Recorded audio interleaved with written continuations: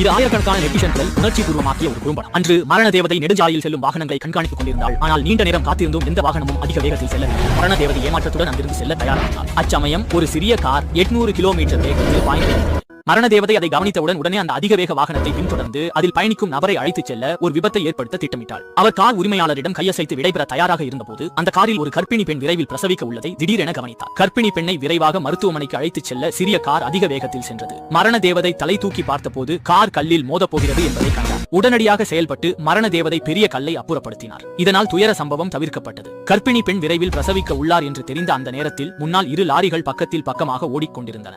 காரில் இன்னும் பிறக்காத குழந்தையை பார்த்த மரண தேவதை அந்த கணத்தில் மனம் உருகினார். அவர் விரைந்து சென்று லாரிகளை பிரித்தார்.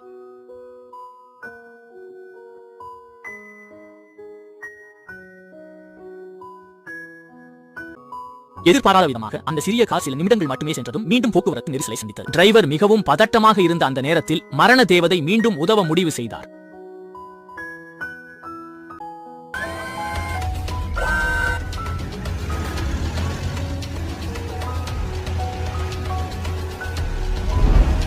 இறுதியில் மரண தேவதை பாதுகாப்பாக வழி அனுப்பியதால் சிறிய கார் நெரிசல் பாதையை வெற்றிகரமாக கடந்து சென்றது. விபத்து நடக்காமல் இருக்க மருத்துவமனை வரை பாதுகாத்து அழைத்துச் சென்றார்.